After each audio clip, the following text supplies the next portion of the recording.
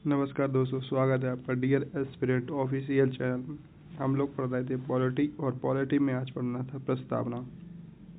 चलो तो क्लास को शुरुआत करते हैं। सबसे पहले आती हैं कुछ परिभाषाएं या कथन, जैसे कि प्रस्तावना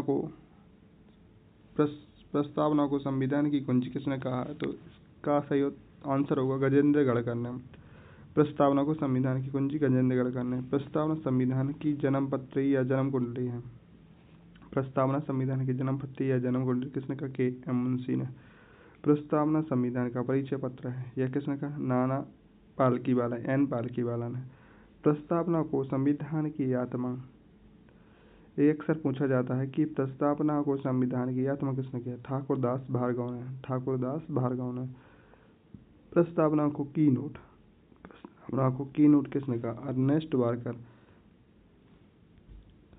प्रस्तावना को की नोट किसने कहा? Ernest Barker. अर्नेस्ट वार्कर की बुक है principle of social and the political theories.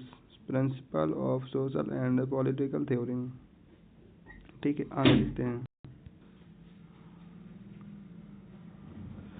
N Palkhivala की पुस्तक थी, ये पूछा जाता है। एन पालकीवाला की पुस्तक की बुक वी द पीपल। इनकी बुक का नाम था वी द पीपल। आगे देखते हैं। प्रस्तावना चार बातें बताती है। देखते हैं। एक, शक्ति का स्रोत, अर्थात संविधान में जो शक्ति है उसका स्रोत क्या है? भारत के लोग, जैसा लोक जिसे कहते हैं लोक सत्ता या लोक प्रभु सत्ता। दूसरी, संविधान के बारे में कुछ कथन हैं, जैसे संविधान सभा के बारे में, संविधान के बारे में। जैसे विस्काउंट ने कहा कि यह सिर्फ हिंदुओं की सभा है। और ऑस्टिन ने कहा यह भारत का एक सूक्ष्म दल है। ठीक। उसके बाद दूसरी बात बताती है शासन का स्वरूप। तो संविधान शासन का स्वरूप बताता है, जिसमें संपूर्ण प्रभुत्व संपन्न, समाजवादी, पंथ निरपेक्ष, लोकतंत्रात्मक, गणराज्य, ये चार चीजें आती हैं। तो देखते सबसे पहले संपूर्ण प्रभुत्व संपन्न क्या होता है। संपूर्ण प्रभुत्व संपन्न, इसको सामान्यतः कहते हैं किसी भी बाहरी नियंत्रण से मुक्त, अर्थात किसी अन्य देश का हस्तक्षेप से मुक्ति। मतलब इस देश में कोई भी अन्य देश हस्तक्षेप नहीं करता, चाहे आंतरिक हो या बाह्य मामलों में, उसे कहते हैं संपूर्ण प्रभुत्व संपन्न। दूसरा, समाजवादी दो प्रकार के, एक लोकतंत्रात्मक समाजवादी, एक साम्यवादी समाजवादी। डी.एस. नायकर केस वर्सेस सर्वोच्च न्यायालय में नायकारा केस वर्सेस सर्वोच्च न्यायालय में समाजवाद की परिभाषा दी है। तो इस प्रकार हैं कुछ बिंदु। समाजवाद में क्या? तो जन्म से लेकर मृत्यु तक सुरक्षा। आय की असमानता कम, मतलब आय का जो असमानता है, किसी के पास कम पैसे, किसी के पास अधिक पैसे, उसको एक समानता रखी जाए। आय की असमानता को कम से कम किया जाए। और तीसरी बात है कि मजदूर वंचितों का कल्याण किया है, अर्थात मजदूर और जो वंचित है उन सबका कल्याण हो। आगे देखते हैं। ये ध्यान रखना कि भारत में लोकतंत्रात्मक समाजवाद है। भारत में कौन सा समाजवाद है? लोकतंत्रात्मक समाजवाद है। फिर आता है पंथ निरपेक्ष। अब पंथ निरपेक्ष क्या है समझते हैं। राज्य का कोई राजकीय धर्म नहीं है। क्या? राज्य का कोई राजकीय धर्म नहीं है तथा सभी धर्म के लोगों को समान अधिकार है। पंथ निरपेक्ष वही है कि राज्य का कोई राजकीय धर्म नहीं तथा सभी धर्म के लोगों को समान अधिकार है। तो चाहे मुस्लिम हो, चाहे हिंदू या सिख, सभी लोगों के भारत में समान अधिकार है, कोई को विशेष दर्जा नहीं है संविधान के अनुसार।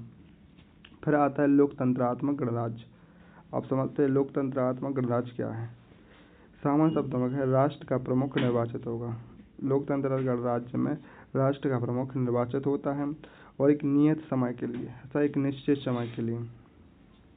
ठीक, इसकी सामान्य परिभाषा आपने पढ़ी होगी, जैसे कि लिंकन साहब ने दी है। कहा है कि जनता के द्वारा जनता के लिए शासन, अर्थात जनता का कोई व्यक्ति जनता के द्वारा चुनकर जनता के लिए शासन यानी कानून बनाए, उसे क्या कहते हैं? लोकतंत्रात्मक गणराज्य या लोकतंत्र। आगे देखते हैं। लोकतंत्र दो प्रकार के होते हैं, एक प्रत्यक्ष लोकतंत्र, एक अप्रत्यक्ष लोकतंत्र और प्रत्यक्ष लोकतंत्र। ठीक है, अप्रत्यक्ष लोकतंत्र और अप्रत्यक्ष लोकतंत्र, जिसमें प्रत्यक्ष लोकतंत्र में जनता का सीधा नियंत्रण होता है ना। और यह अब जब जनता सीधा नियंत्रण करेगी तो ये तो छोटी जनसंख्या पर लागू हो सकता है, बड़ी जनसंख्या पर थोड़ी लागू होगा। तो यहाँ कम जनता पर लागू होता है ना। और जनता स्वयं कानून, जब जनता सीधे शासन कर रही है तो जनता स्वयं कानून बनाएगी, सामान्य सी बात है। और अप्रत्यक्ष लोकतंत्र या निर्वाचन, इसमें जनता द्वारा चुने गए प्रतिनिधि नियंत्रण करते हैं। जैसे कि भारत में चलता है कि जनता द्वारा चुना गया एक प्रतिनिधि कानून का निर्माण करता है और नियंत्रण करता है और कानून बनाता है, और यह अधिक जनसंख्या पर लागू होता है, यह अधिक जनसंख्या पर लागू होता है। ठीक है, याद रखना। लोकतंत्र दो प्रकार के होते हैं, प्रत्यक्ष लोकतंत्र और अप्रत्यक्ष निर्वाचन लोकतंत्र। आगे देखते हैं। यह प्रत्यक्ष लोकतंत्र, अप्रत्यक्ष लोकतंत्र भी दो प्रकार के होते हैं। एक होता है संसदीय लोकतंत्र, यानी जो भारत में संसदीय लोकतंत्र। दूसरा है अध्यक्षात्मक लोकतंत्र, ये अमेरिका में। समझते हैं कि संसदीय लोकतंत्र क्या है और अध्यक्षात्मक लोकतंत्र क्या है। संसदीय लोकतंत्र में पहला पॉइंट, कार्यपालिका के सदस्य विधायिका के सदस्य होते हैं।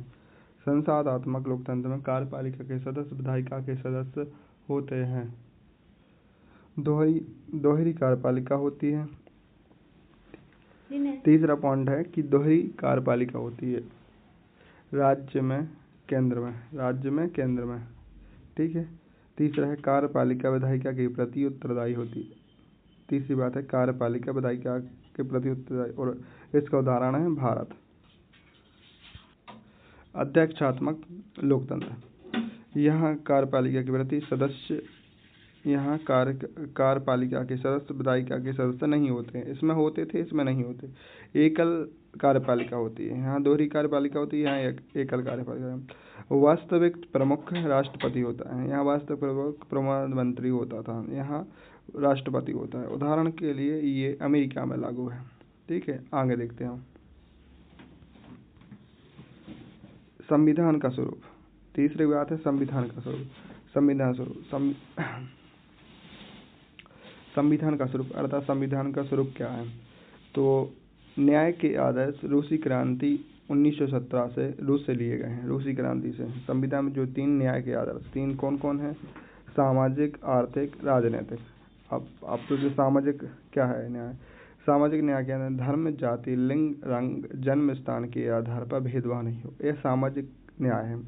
और आर्थिक न्याय क्या है, आर्थिक आधार पर भेदभाव नहीं है, अर्थात सभी को समान परिस्थिति के आधार पर समान वेतन दिया जाए। और तीसरा है राजनीतिक, सभी वर्गों के लिए समान राजनीतिक अधिकार, मतलब सभी वर्गों के लिए समान राजनीतिक अधिकार दिया जाए। तो यह 3 न्याय हुए। आगे आते हैं स्वतंत्रता प्रस्तावना 5 प्रकार की हैं। ठीक है, पहली है विचार, दूसरा है अभिव्यक्ति, तीसरी है विश्वास, चौथा है धर्म, 5वां है उपासना। अब विचार क्या है, चिंतन मनन है, अर्थात विचार यानी मन में ये चिंतन करने की, मनन की स्वतंत्रता है। और दूसरी बात है विचार को प्रकट करना, अर्थात जब तुम चिंतन करोगे, मनन करोगे तो उसको प्रकट करने का, बोल कर, लिख कर या संकेत के माध्यम से प्रकट कर सकते हो, उसे अभिव्यक्ति की सुंदर कहते हैं। तीसरी विश्वास, किसी विचारधारा को मानना। विश्वास के अंतर्गत है किसी विचारधारा को मानना, मतलब किसी भी विचारधारा यानी धर्म, किसी चीज़ पे विश्वास, विचारधारा पे विश्वास कर सकते हो। चौथी है धर्म यानी सिद्धांतिक रूप से कोई भी धर्म अपना सकते हो, मतलब स्वतंत्र, कोई भी धर्म अपनाने के लिए पूर्णतः स्वतंत्र, कोई तुम्हारे लिए प्रतिबंध नहीं लगाएगा कि ये धर्म रहो, ये उस धर्म रहो। 5वीं चीज़ उपासना, कोई धर्म को व्यवहार में, उपासना क्या है, कोई धर्म को, जो तुमने धर्म ग्रहण किया उसको व्यवहार में लाना ही उपासना है। ठीक, आगे देखते हैं। इसकी बात यह है समता या समानता। समानता 2 प्रकार की हैं, समता या समानता 2 प्रकार की हैं। समता क्या है, इसको समझते हैं। समान परिस्थिति होने पर समान व्यवहार ही समता या समानता। समान परिस्थिति होने पर समान व्यवहार ही समता या तो समता के अंतर्गत वो आती है एक प्रतिष्ठा की समानता या समता, एक अवसर की समानता। ठीक, फिर उसके बाद आती है बंधुत्व। बंधुत्व दो प्रकार की है, व्यक्ति की गरिमा की और देश की एकता और अखंडता। व्यक्ति की गरिमा इसके अंतर्गत क्या है कि व्यक्ति की गरिमा रहनी चाहिए और देश की एकता और अखंडता का भी भंग नहीं होनी चाहिए। ठीक है, और इसके बाद अधिनियम की तिथि 26 नवंबर 1949। 26 नवंबर 1949 अधिनियम की तिथि क्या है? 26 नवंबर 1949। आगे देखते हैं प्रस्तावना में संशोधन। अब प्रस्तावना में संशोधन, प्रस्तावना अगर संविधान का अंग है तो संशोधन हो सकता है, प्रस्तावना संविधान का अंग नहीं है तो संशोधन नहीं हो सकता। इसके लिए दो केस आते हैं, एक बेरुवारी केस 1960। सर्वोच्च न्यायालय ने फैसला किया कि प्रस्तावना संविधान का अंग नहीं है, इसलिए प्रस्तावना संशोधन नहीं किया जा सकता। क्या कहा कि प्रस्तावना संविधान का अंग नहीं है, इसलिए संशोधन नहीं किया जा सकता। उसके बाद आया 1973 में केशवानंद भारती बाद, जिसमें कहा गया कि सर्वोच्च न्यायालय ने कहा कि प्रस्तावना संविधान का अंग है, संशोधन हो सकता है। प्रस्तावना जब संविधान का अंग है तो संशोधन हो सकता है, लेकिन मूल ढांचा नहीं बदला जा सकता। अर्थात जो मूल ढांचा है उसमें वो नहीं बदल सकता, और मूल ढांचा की परिभाषा उन्हें अभी तक नहीं बताई। ठीक है, इसके बाद 42वां संविधान संशोधन 1976 में 3 शब्द जोड़े गए हैं। इसके बाद एक केस आया, उसके बाद 3 शब्द जोड़े गए संशोधन करके, समाजवादी, पंथनिरपेक्ष और अखंडता। समाजवादी, पंथनिरपेक्ष और अखंडता, 3 शब्द जोड़े गए। एक नोट आता है, ये याद रखना। प्रस्तावना परिवर्तनीय नहीं है, न्यायालय द्वारा लागू नहीं कराया जा। कहा गया है कि अगर प्रस्तावना परिवर्तनीय नहीं है और न्यायालय द्वारा लागू नहीं कराया जाता, अर्थात यह लागू नहीं की जा सकती। मतलब जैसे कि लागू होती है मौलिक अधिकार लागू है, उस प्रकार प्रस्तावना को लागू नहीं किया जा सकता है ना। और कुछ इम्पोर्टेंट बिंदु आते हैं कि प्रस्तावना की भाषा। तो ये प्रस्तावना की भाषा ऑस्ट्रेलिया से ली गई थी। कहाँ से? ऑस्ट्रेलिया। और प्रस्तावना का विचार अमेरिका से लिया गया था। एक मदन गोपाल केस 1967 आता है, 1957। मदन गोपाल केस 1957। इसमें कहा गया कि प्रस्तावना परिवर्तनीय नहीं है। परिवर्तनीय अर्थात इसे लागू नहीं किया जा सकता न्यायालय द्वारा। ठीक है, तो प्रस्तावना हमारी यहीं समाप्त होती है। अगर क्लास आपको अच्छी लगी तो कमेंट में जरूर बताना। जय हिंद, जय भारत।